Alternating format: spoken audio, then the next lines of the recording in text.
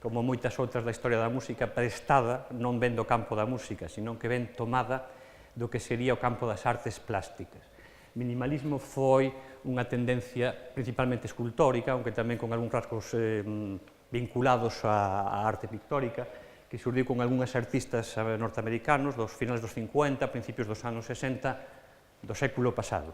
Cando digo século pasado, para os novos é o século XX, para os que somos máis maiores, teño que recordar que é o século XX tamén e non o século XIX.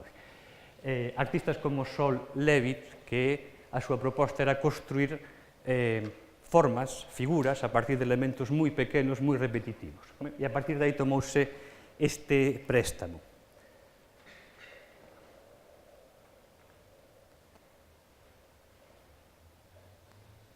Bueno.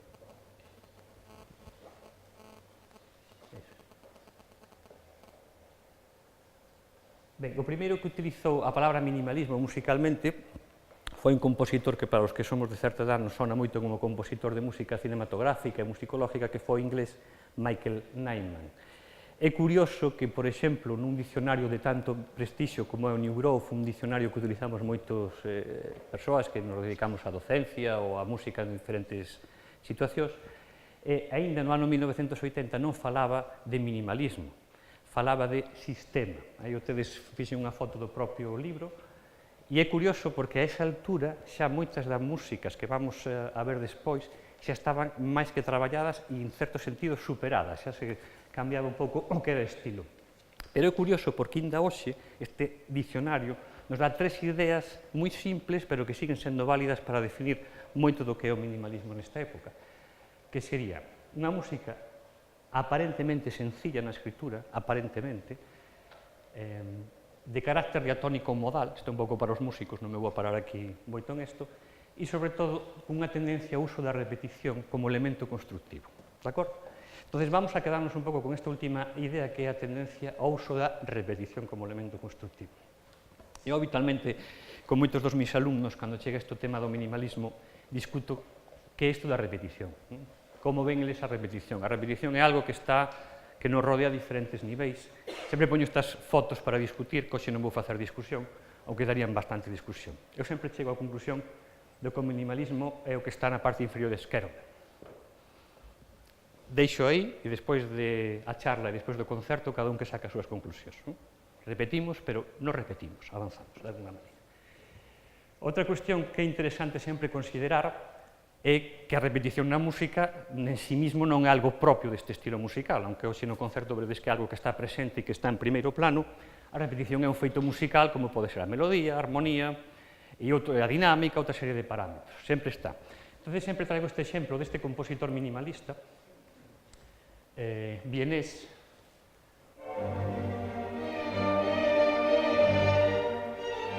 que todos coñecedes, supoño.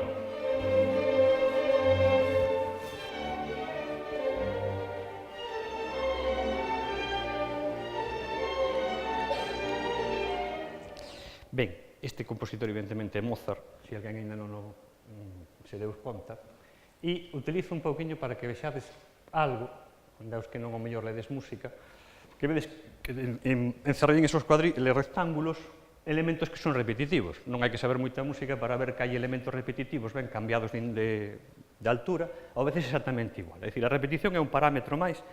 Entón, a pregunta que hai que facerse é por que os minimalismos, estudiosos do minimalismo, decidiron que a repetición podía ser un parámetro claro para expoñer que aquilo nos distingue ou nos distingue de alguna maneira. Entón, o que fago habitualmente é utilizar isto, non é a primeira vez que utilizo, entón está en copyright de min mesmo, me copio a min mesmo, que é ver un exemplo a través dunha obra significativa que foi do minimalismo, que foi Drumming de Steve Reich, como se utiliza a repetición. Neste caso, tedes un fragmento para tres percusionistas e vedes que ese pequeno fragmento está, para os que sabedes, estades na música, que supoño que sodes a maioría que estades aquí, entre barras de repetición. Aparentemente, aquí é unha escritura moi sencilla no sentido de que só temos unhas corcheas e o único que fai, en este caso, o compositor Steve Reich é desplazar estas notas.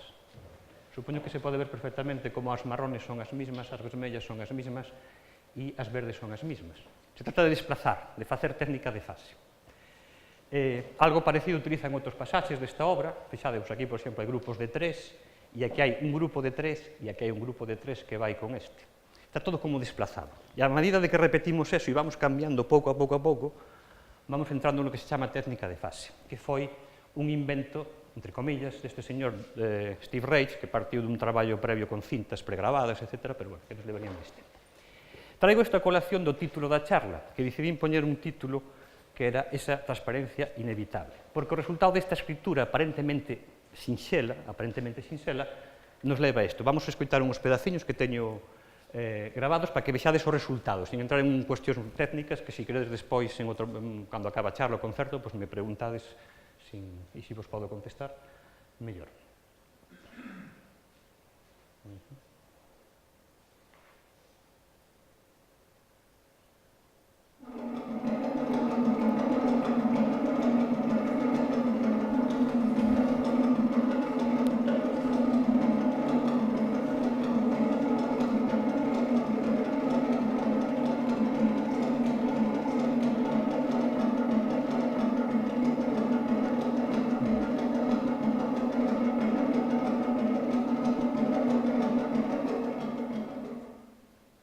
Vamos a escoitar outro fragmento pequeno.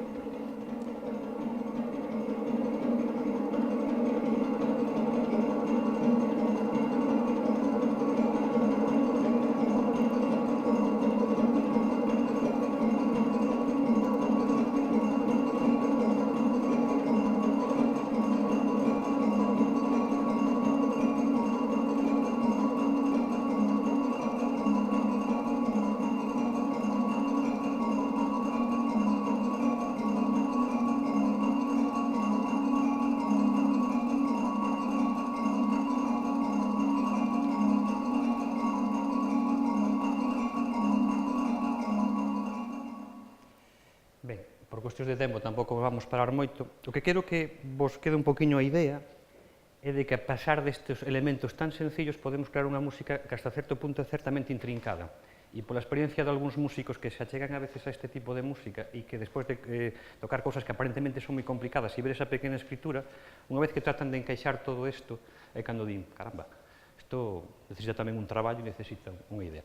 Daí o título deste musicólogo, que, bueno, tedes que perdoarme porque caeu de aquí, iso de transparencia impenetrable, era unha frase que tomou tamén prestada dun sociólogo que era Roland Barthes, para definir moi ben esa idea de que temos unha música que a escritura é moi diferente, e de lo ver agora aquí, de que podía ser a escritura de vanguarda dos anos 50 e 60, e, sin embargo, era como impenetrable. Me parecía que era unha definición bastante acertada. Tedes que pensar que nos anos 50, 60, a música clásica máis avanzada, ou polo menos a que estaba digamos, na vanguarda, ou polo menos eles mesmos se chamaban a sí mesmo a vanguarda, logo a historia ten revisado isto moito, e escribía cousas como que tedes aí, que non o vou poñer, é o clave de Stuck número 11 de Stockhausen, donde tedes que ver que a proposta minimalista é un pouco cambiar, facer unha alternativa, e sobre todo unha alternativa que ven ides ver en principio de Norteamérica, frente un pouco a esta idea europea, que hoxe non me vou parar en ela, pero que sería diferente.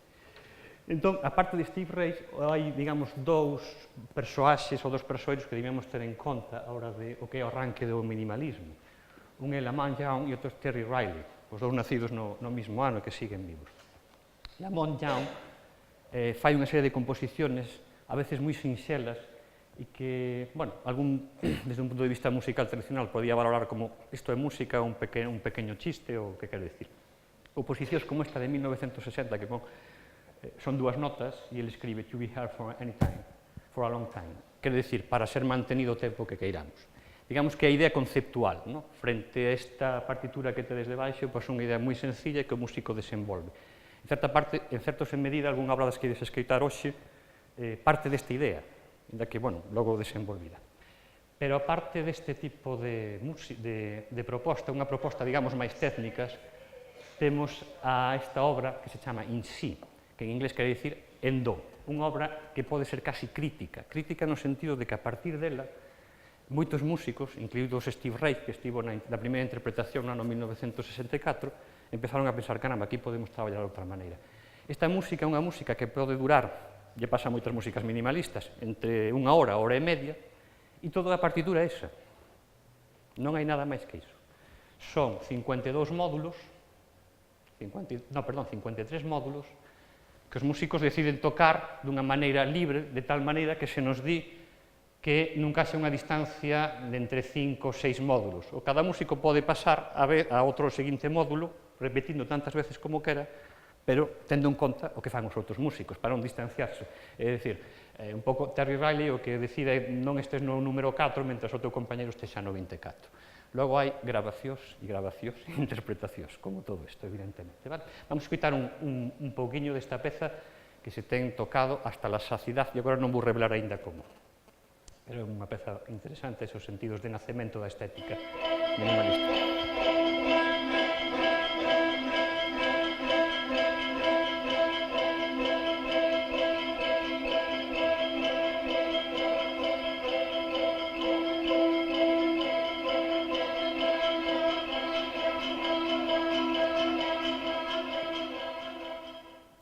Bueno, para rematar un pouco o que serían as 4 figuras bases do nacemento deste estilo frente a Terry Riley, Lamont Young, Steve Reid, do que xa temos tocado con drumming, a cuarta figura deste póker sería Philip Glass.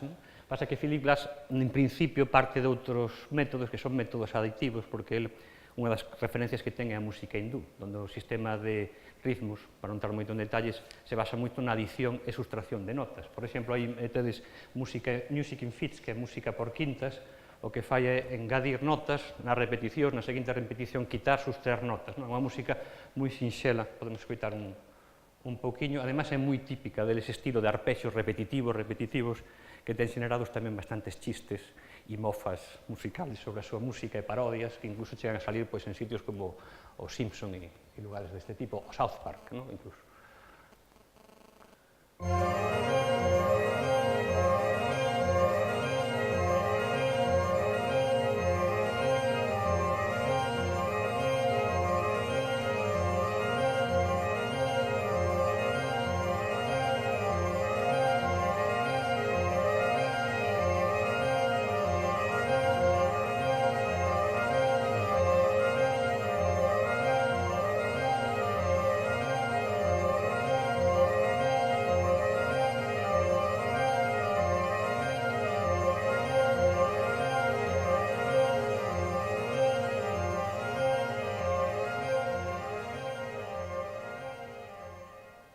Bueno, digamos que podía ser un rapidísimo, fugaz achegamento a como nace esta música e que actores principais ten. Evidentemente, isto ten moita máis chicha e por aquí nos deixamos moitas cosas polo camiño. Que sí, quería antes de avanzar hacia outro campo, deixarvos un pouco a idea de que estes dos autores se considera, bueno, polos que estudian isto, non son precisamente o máis indicado, a partir dos anos 1980, 81, ou un pouquiño antes, hacia o que se chamou postminimalismo. No caso de Reid se caracteriza por utilizar unha serie de obras que se chaman counterpoint, contrapuntos, que non vou entrar tampouco moito en elas, e hai unha peza tamén crítica para el, que se chama Music for 18 Musicians, música para 18 músicos, no que el considera que hai un cambio porque só di que nos primeiros minutos utiliza máis acordes de todos os que utilizou previamente, porque se algo se caracterizaba a música de Steve Reid era porque armónicamente era moi estática. Ao nivel de acordes, de intervalos, pois non había movimento. O movimento era por esos desfases rítmicos que vimos antes. Entón, ele considera que este inicio, que vamos a escoitar un pouco del, supón un cambio na súa escritura e na súa concepción da música.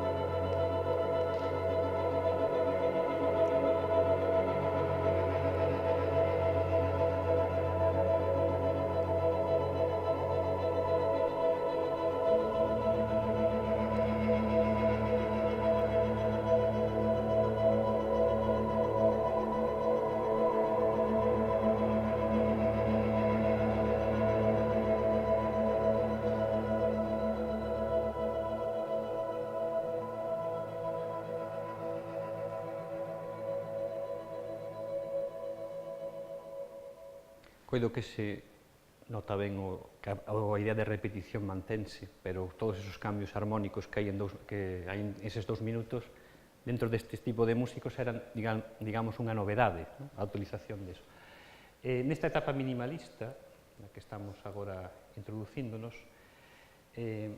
digamos que a viraxe de Philip Glass se basea sobre todo, evidentemente sigue facendo música instrumental e música de outro tipo, pero como centrarse sobre todo en lo que el chama óperas. Para que non este un pouco informado disto, utilizamos a palabra ópera sempre en música como un espectáculo escénico donde se canta e hai instrumentación, pero non pensedes nunha ópera ao xeito tradicional, desde logo non falamos de ópera ao estilo Verdi Wagner. Permitidme que saque aquí esos nomes sacrosantos e reutilizados. Son máis ben como cadros basados, por exemplo, na obra do dramaturgo Robert Wilson, que facía así unhas cousas bastante particulares. Quizás a máis famosa é Einstein on the Beach, e como vedes sempre son obras sobre figuras de certa relevancia, ou que para el tiñan certa relevancia. Akenatón é un farón, se non me equivoco, que introduxe o culto monoteísta en Egipto, e Satyagraha é sobre Mahatma Gandhi, de acordo? Bueno, chegados aquí, isto lle podíamos chamar, como sería agora, minimalismo para dummies, o sea, minimalismo, como entendérselas de minimalismo en 5 minutos. Isto é máis rapidísimo, porque quero entrar en outro tipo de cuestións. Vamos, entonces, a abarcar o que é o biotopo minimalista. No momento en que quixen facer esta pequena charla, me plantexei un problema que nos plantexamos os musicólogos e os historiadores da música, que é, vamos contar todo en sistema diacrónico, é dicir, este ano pasa isto, no ano no que están pasando estas cousas, pasan outras. Pero eso non sei se sería demasiado confuso, entonces decidí facer unha especie como ecosistema do mundo minimalista ou de músicas que teñen que ver co minimalismo, co cual é posible que, intentando ser máis claro, o que vos cree máis confusión. Pero crear confusión tampouco está mal, porque iso vos vai obligar a disipala, e iso vai vos a impelir a buscar máis claridade e máis coñecemento. Ben, entón, puxen aquí unha liña temporal, máis ou menos, neste último que escoitamos, estamos situados máis ou menos por aquí, e temos os 4, o que eu chamei póker, 4 principales músicos de referencia neste estilo, e vou intentar facer un mapa do que sería o minimalismo. Temos por unha parte os precedentes. Eu non falei dos precedentes, pero o minimalismo evidentemente non é algo que sale así da chistera, non sale así, hai precedentes. Hai unha serie de nomes relacionados con John Cage e coa Escola de Nova York, da que supoño que se falou a semana pasada aquí. Incluso hai quen ve algúns compositores tan coñecidos como Satie ou Ravel como precedentes na idea. A idea do bolero de Ravel, se a coñecedes, supoño que moitos coñecedes esa obra, é moi curiosa, porque Ravel que decía que isto simplemente era unha melodía orquestada e que avanzaba porque a melodía se orquestaba e iba cambiando. É curioso que Steve Reich en Drumming di que el pode mover a música gracias aos cambios de timbre, entre outras cousas. Con isto non quero dicir que teñan ninguna conexión, aunque si é certo que unha das cousas que Steve Reich escapaba era da vanguardia de posguerra, sempre as súas referencias eran músicas máis ben de tipo rítmico, músicas de corte étnico, como o gamelán de Indonesia, africana, incluso ele falaba de Bach, ou da música barroca, como música onde o motor rítmico está moi presente. Precedentes. Aparece aquí un señor que ides a escoitar hoxe, que é John Adams, un emerxente, que, como dice o programa, é un minimalista, o río do minimalista, que empezaría a xurdir a ter certa preponderancia a partir desta época. Isto que vos teño en amarelo son respostas europeas ao minimalismo, non me vou parar agora porque vamos ver algunha despois. O que eu considero músicas periféricas que tocan o minimalismo de algunha fonte, e en isto sempre hai unha discusión, por iso puxen ali arriba a un dos compositores que ides a escoitar esta noite, que é Freddy Ruszewski, porque digamos que se mergulla e sale, ten elementos minimalistas, pero, bueno, con iso quero dicir que está perfectamente encaixado nun concerto como de hoxe. Na vanguardia histórica, esos nomes que algúns coñecemos como Berio Ligeti e tal, nesta época, nas súas músicas, se nota que os elementos repetitivos empezan a emerxer. Con isto non quero dicir que sean músicas minimalistas. E incluso dentro das músicas populares ou músicas New Age, hai certos autores como Wim Mertens-Neiman, o propio músico de pop tan pop como Mike Oldfield, cando facía Outubro ao revés, que recoñecía claramente que tiña clara influencia dos minimalistas, e se nota que aí hai unha especie como de eso. E podíamos seguir dando nomes, pero tampouco a cuestión é nova. A evolución, según un musicólogo norteamericano que sabe desto máis que servidor, que é Robert Fink, el divide que a evolución de minimalismo vai por dúas partes. O que ele chama minimalismo institucional, é dicir, aqueles autores que teñen certo éxito ben, porque se converten en autores que venden moitos discos, vamos ver despois, ben porque pasan a ser programados, como se foran autores clásicos. Philip Glass coas súas óperas, John Adams con un montón de cargos das súas obras que a veces incluso empezan a recibir o nome de sinfonía ou son obras sinfónicas. Nesta evolución, que non se ve moi ben, estarían algunhas como Húngaro, László Sári ou Steve Reich, que estarían un pouco como entre dúas aguas, e logo que Robert Fink chama minimalismo radical, que son os que manteñen certas esencias desta música, fonte como Terry Riley, Lamont Young, ou dos máis radicales europeos que tedes ali abaixo, e sobre todo centraliza nun colectivo moi interesante que é BOAC, que en inglés é Van a Can, algo así como explosión dentro dunha lata, onde é unha especie de colectivo centrado no minimalismo, pero tamén nunha música que intenta a veces abarcar como unha música moi xeral. Aí aparecen incluso elementos incluso do punk. E aí colocamos a David Lang, que é outro dos autores que vamos a ver tamén hoxe, a escoitar hoxe. Co cual, para Robert Fink se plantea o seguinte, que isto é unha cousa para os músicos que algún se lle sonará, que é o seguinte problema. Si os músicos contemporáneos que sempre estamos un pouco orfos de cal é a nosa corrente principal a que mirar, porque durante a historia sempre houve unha corrente como principal de música onde todos os compositores se podían mirar ao salir, e no século XX todo eso quedou como destrozado, si esta idea da repetición e do minimalismo se pode convertir noutra vía principal da música. Isto o deixo aquí, isto evidentemente discutible. Vamos un pouco ver algúns exemplos para escoitalos e así me escoitades menos a mí. Un dos precedentes máis curiosos que tanto Steve Reich como Philip Glass decía ter era este señor Louis Thomas Harding, alias Moondog, da escena suburbana neoyorquina e que andaba para escándalo dos neoyorquinos disfrazado, ou diríamos aquí en el Ars de Lucus caracterizado, de vikingo, vikingo con cornos, tipo Hollywood, porque os vikingos non levan cornos. Entón, este home que era da escena underground decía Philip Glass que tiña aprendido máis del que todo o que estudiara na prestixiosa Juilliard School. Poden ser cosas que un día cando é famoso e se atreva a decilas. Eu non os poderei decir nunca, porque tampouco aspiro a ser famoso, pero bueno. E des ver que é unha música moi sencilla, moi percusiva. E ten ese toque, digamos, underground ou...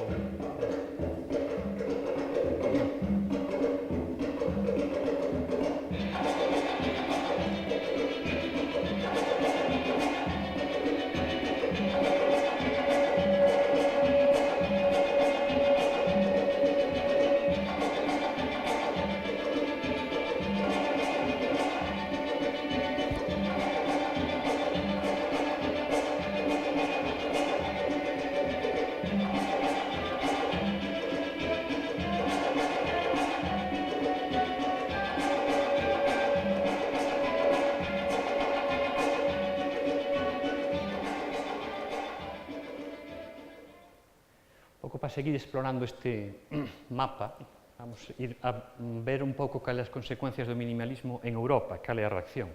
Hai como tres vías. Unha que seguiría eso que chamaba Robert Fink o minimalismo radical, sobre todo de autores como os ingleses John White, Howard Stapleton ou o holandés Louis Andriessen, que des ver que fai unha música que tería máis relación co que facían Terry Riley ou Lamont Young. Unha corriente comercialmente moi exitosa de certos autores especialmente dos países do leste, aunque tamén está John Taverner, que sería inglés, que lle chama minimalismo espiritualista, tipo de música que ten elementos moi simples, diatónicos, repetitivos, pero que, bueno, casi a súa fonte a veces é máis a polifonía, se coñecedes algo, a polifonía da época do Renacemento ou dese estilo. E músicos bastante particulares, como Húngaro László Sári, que vamos a escoitar un fragmento. Entón, vos propoño que escoitemos un poquinho de un fragmento dunha obra que se chama Sindicato, Union Workers, que tamén nos dá a veces cal é a posición política, non quero espantar a ninguén porque estamos moi saturados de política, pero, bueno, as cousas funcionan así. Cal sería a posición política incluso de moitos destes autores que pasan a ese grupo que vos dixen antes, Von a Can, onde está David Lang ou Julia Gore. Isto sería Union Workers, sindicato.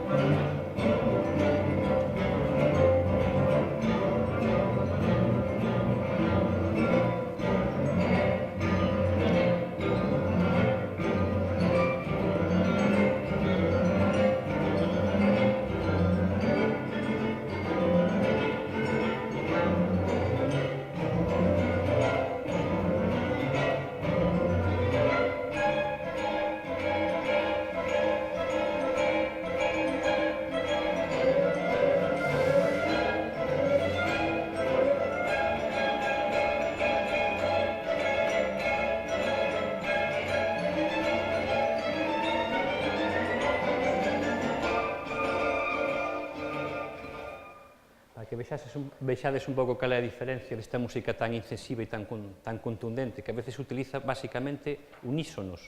Todos os músicos tocan o mismo e o que se utiliza é unha especie como de repetición progresiva que vai transformando pouco a pouco os elementos melódicos. Vamos a escoitar algo de Arvo Pärt, que sempre causa certa controversia nos círculos de música moderna ou contemporánea, porque vedes que é unha música clara, diáfana e diatónica.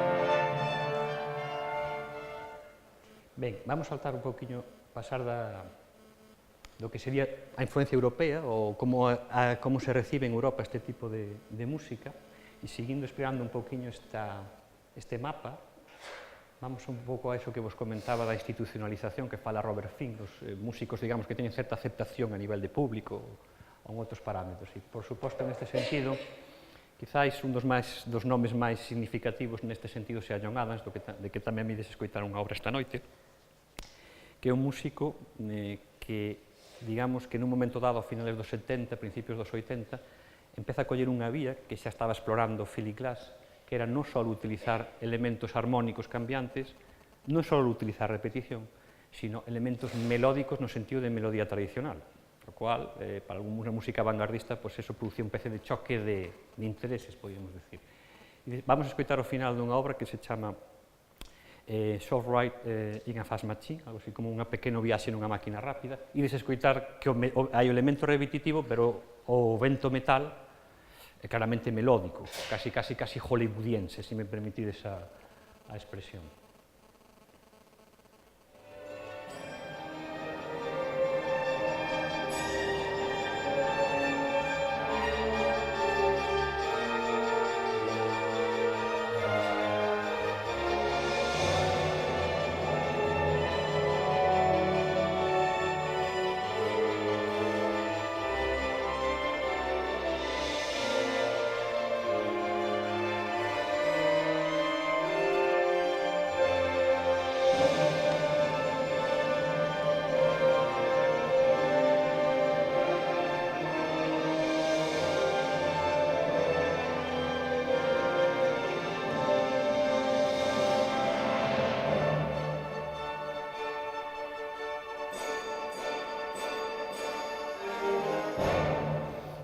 Vedes, creo que se nota a diferencia, isto nunca podía ser un minimalista do ano 1970, 71, sería, se nos pensamos no estilo. Bueno, vamos a seguir explorando este mapa, esta pequena locura de mapa que vos trouxen, e agora quero pasarme un pouco a outra ala, a ala que ten un pouco que ver con esa música máis, digamos, experimental, máis exploratoria.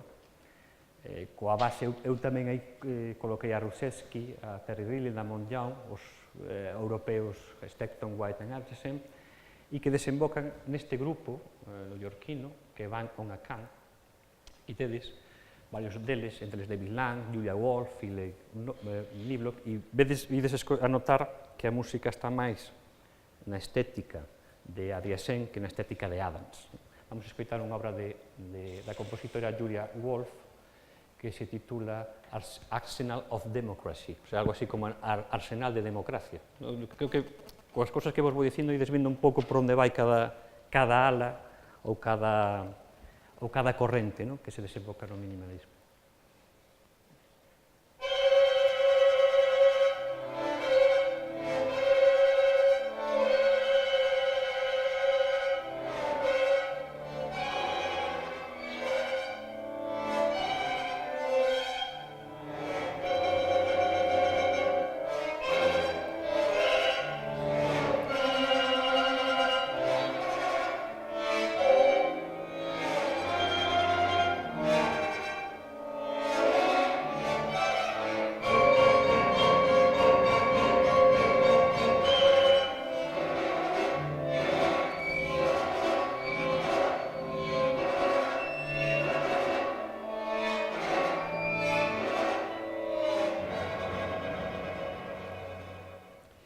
Ben, por último, dentro deste biotopo que chamei eu, o ecosistema minimalista, non me gustaría tamén deixar constancia de algo que tamén o propio Robert Fink ás veces comenta, que na música de vanguarda desta época hai certa influencia de elementos repetitivos.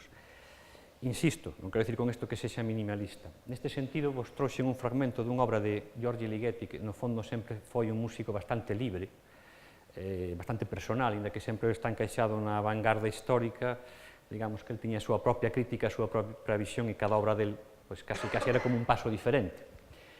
Vou vos poñer un fragmento que se chama Sin melodie, e des escoitar que hai pequenas repeticións de fragmentos de música que ascendentes.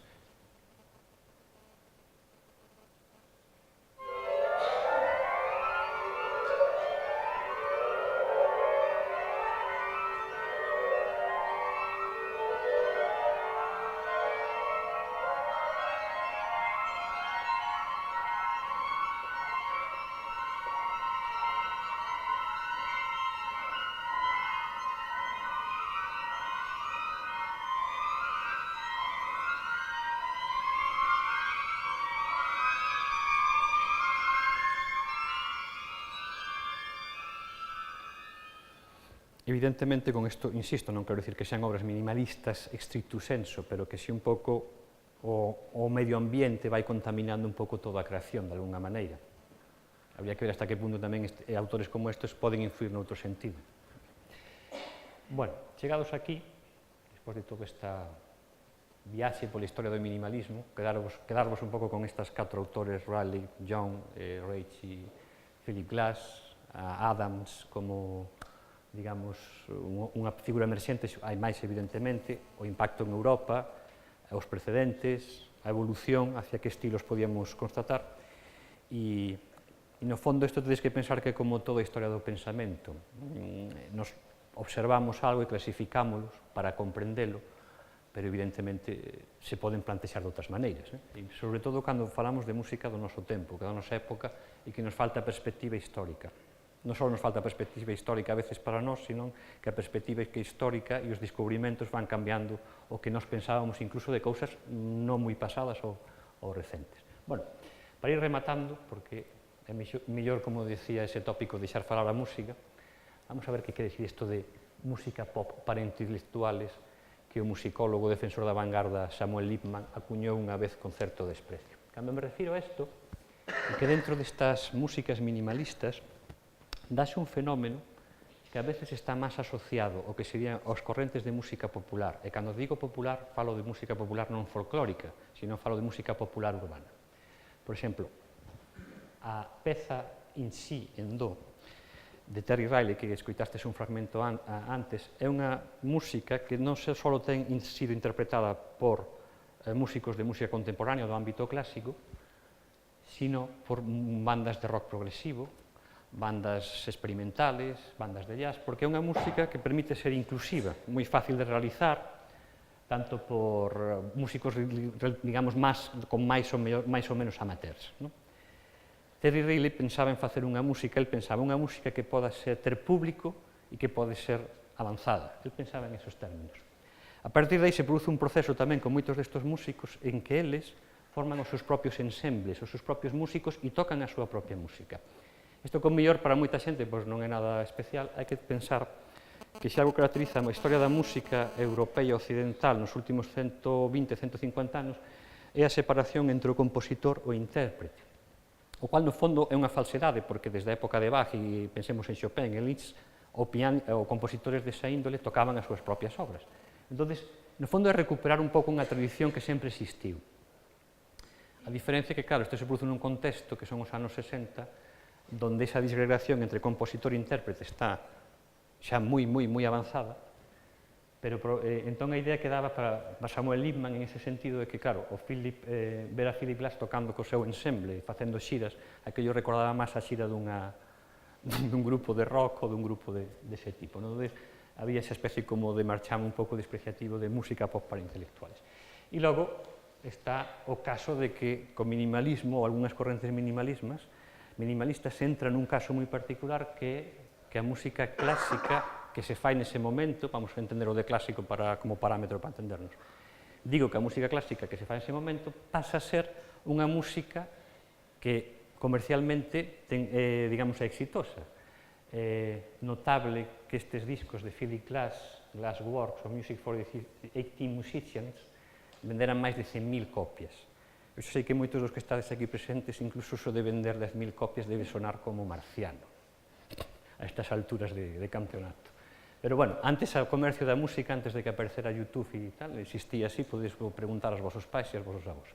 Ben, entón, aí, quizás, o caso máis chamativo foi esta Sinfonía número 3 de Gorecki, que, se non me equivoco, foi composta hacia o ano 76, pero que no ano 93 alcanzou o primeiro, en xaneiro, creo que foi, ou febreiro, non me acordo ben, foi o primeiro no top de ventas por diante de músicos como Madonna ou Ren, o cual, para certas figuras da vanguarda histórica, creaba un problema. De feito, hai por aí unha lenda urbana de que cando se estrenou esta obra no Festival de Música Contemporánea, non recordo ben, pero foi en Inglaterra, se escuitou un merde, que quere dicir en francés merda, dado que ali estaba Pierre Boulez, é posible que fora o propio Pierre Boulez, recentemente fallecido, 6 de xaneiro. En fin, é dicir, por aí esta, digamos, idea a veces de música pop para intelectuales.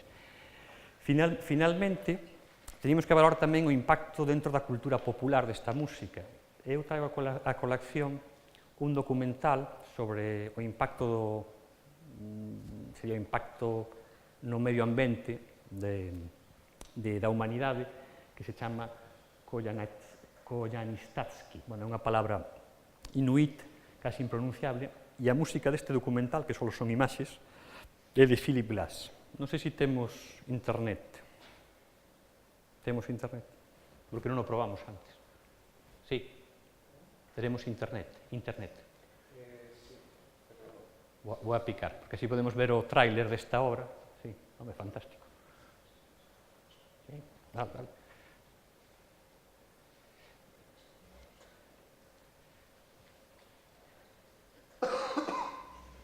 Critics around the world have called it a remarkable film event, a breathtaking experience, a fusion of image and sound.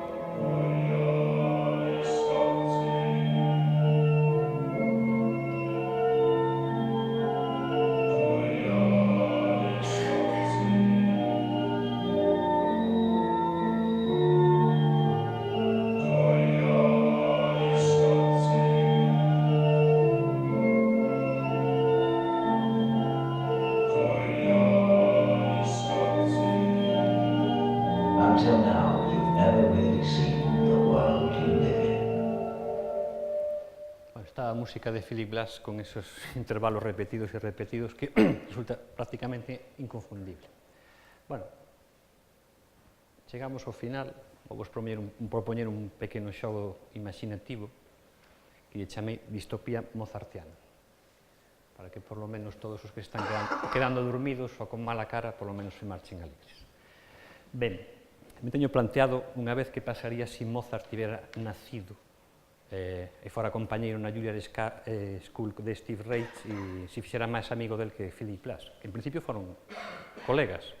Despois, como todo bo músico, pois, reñiron e se separaron. Eso suele ser habitual. Entón, aquí teríamos, evidentemente, a Mozart co seu headphones, con seus cascos. Entón, eu permitínme coller el mira, resi e facelo ao xeito Steve Reich. E o resultado é tal que cual. Non. É tal que cual.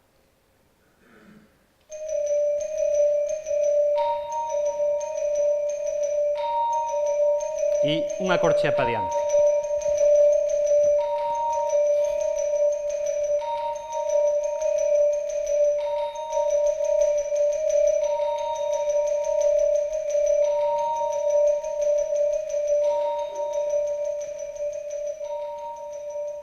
Nunca sería Steve Reich, porque isto é demasiado semitono para Steve Reich, pero bueno, no caso. Ben, pois con isto chegamos ao final.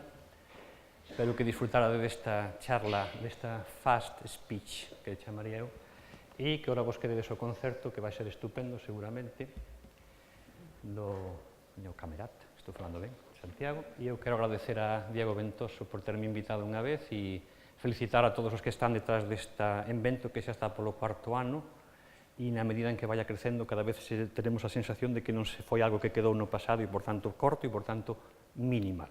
Moitas gracias.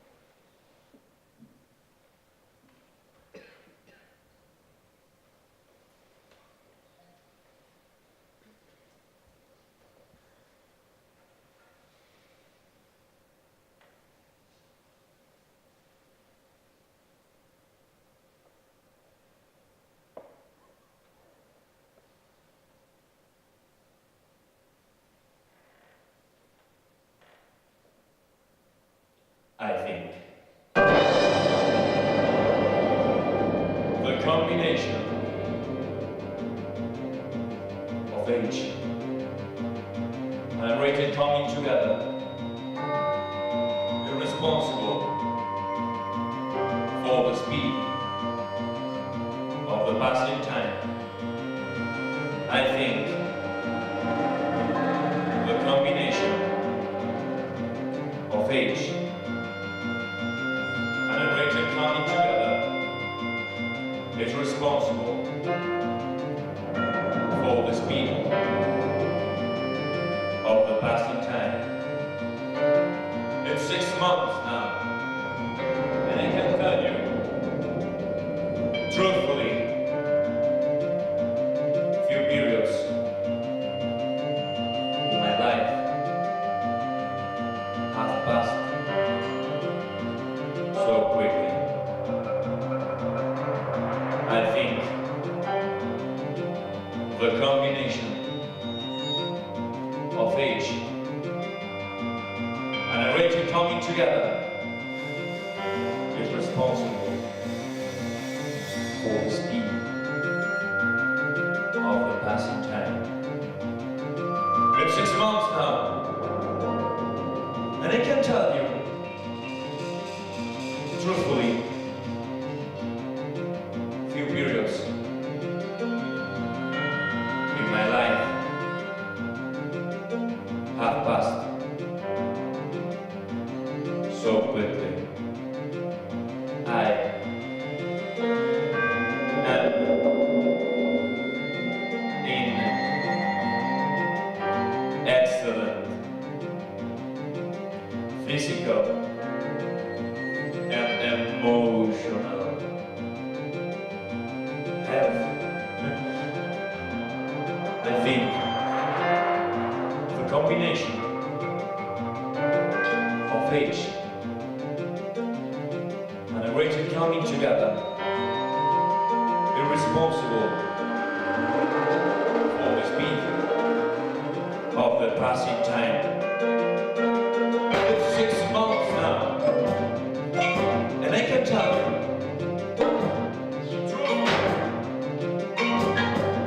few periods in my life have passed so quickly. I am in excellent physical and emotional health. There are doubtless subtle surprise ahead, but I think consider and ready. I think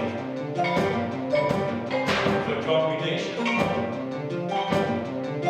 of age and the rated coming together is responsible for the speed of the passing time. 6 months now, and I can tell you, truthfully, few periods in my life have passed so quickly. I am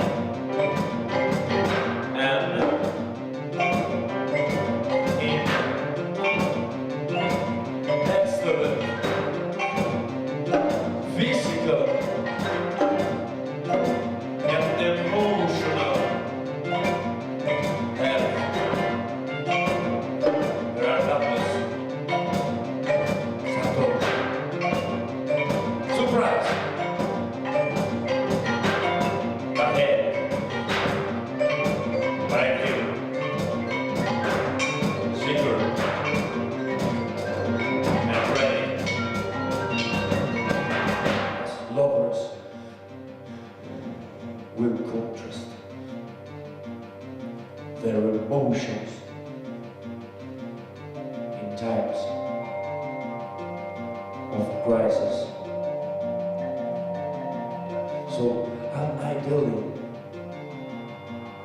with my environment.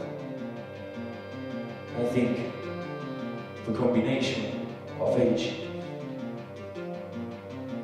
and a rate of coming together is responsible for the speed of the passing time. It's 6 months now, and I can tell you, truthfully, few periods in my life have passed so quickly. I am in excellent physical and emotional health. There are doubtless subtle surprise ahead, but I feel secure and ready. As lovers will contrast their emotions in times of crisis. So am I dealing with my environment, the indifferent brutality, the incessant noise, the experimental chemistry of food, the radius of those hysterical men. I can act with clarity and meaning. I think the combination of age and my rate of coming together is responsible for the speed of the passing time. It's 6 months now, and I can tell you, truthfully, few periods in my life have passed so quickly. I am in excellent physical and emotional health. There are doubtless subtle surprise ahead, but I feel secure and ready. As lovers, we contrast their emotions in times of crisis. So am I dealing with my environment in the indifferent brutality, the incessant noise, the experimental chemistry of food, the radius of lost hysterical men? I can act with clarity and meaning. I am deliberate, sometimes even calculated. So, uploading his journeys is there as a test of the reactions of others. For 6 months now, and I can tell you, truthfully, few periods in my life have passed so quickly. I am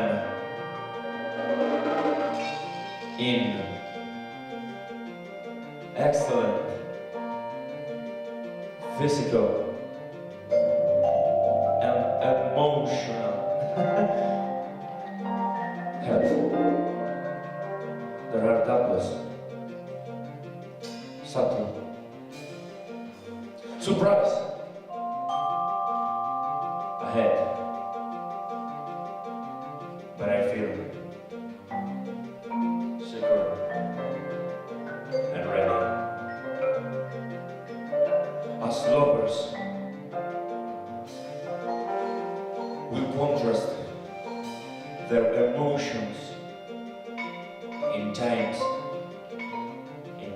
of crisis. So am I dealing with my environment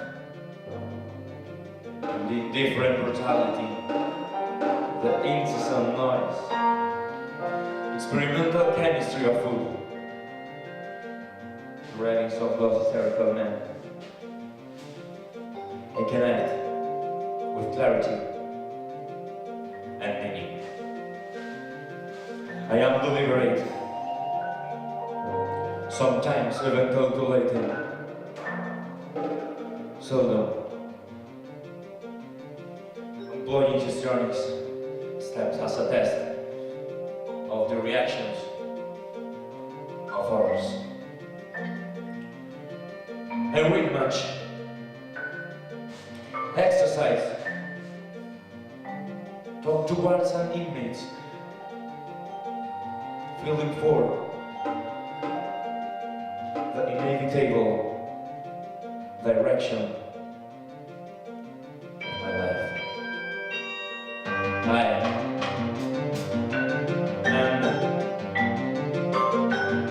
in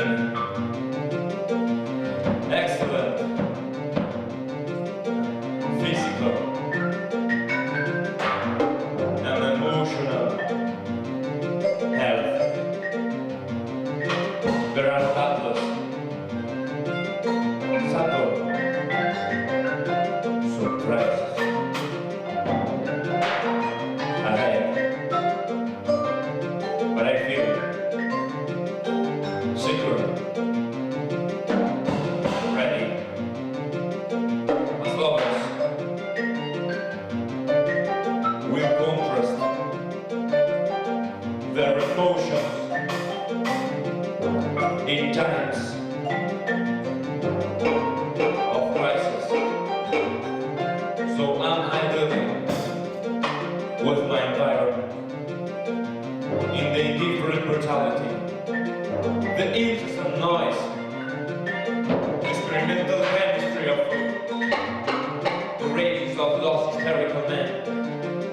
I connect with clarity and meaning. I am deliberate, sometimes even calculating, seldom